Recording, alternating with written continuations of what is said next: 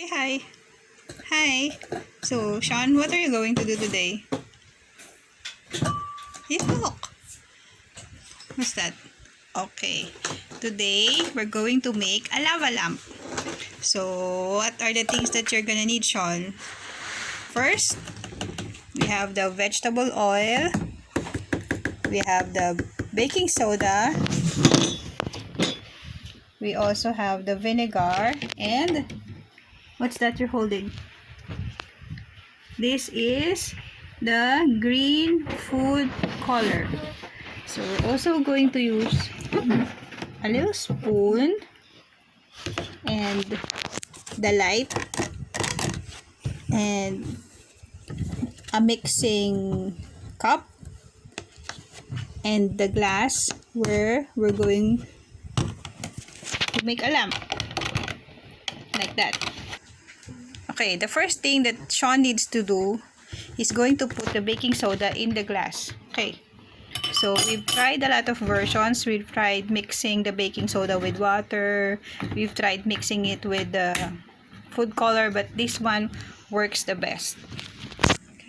Let me help you. Open it.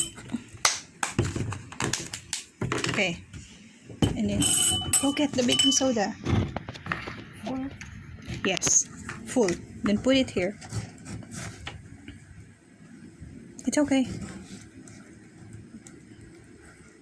Wow. One. Put two. Last one. Yes.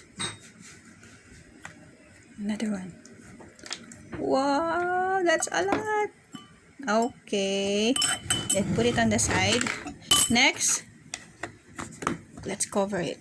And then, just put it like that. Next is we're going to put the, what's this? The vegetable oil. Open it. Don't do like that. Open it. Okay. Then, you pour it up to here. Okay. Where? Here. Pour it up to here. Just put your finger. Yes. Yeah, just put your finger. Here. Okay. That's for the measurement. Okay. Wow. Some more, some more, some more. Some more, some more, some more.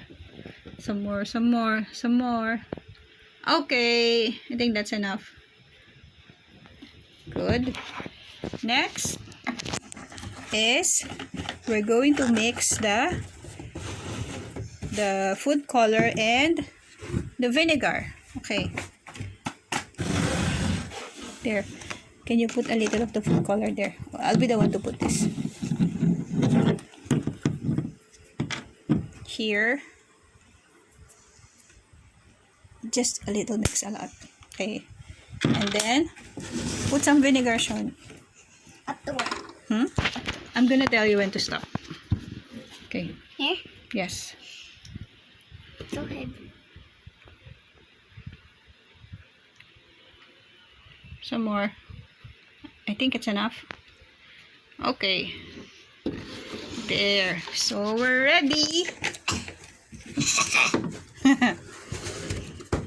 Okay. So, we're gonna light this up. No. And then, put this thing here.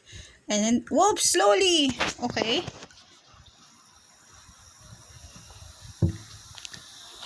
Wow.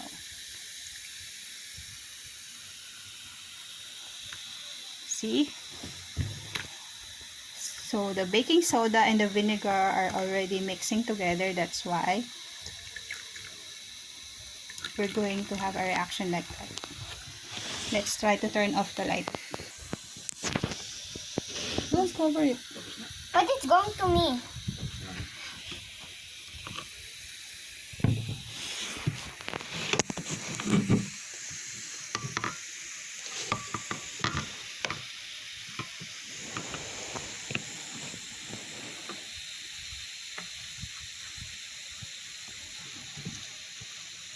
See?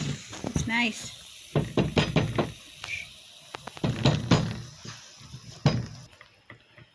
Okay, so that's our lava lamp.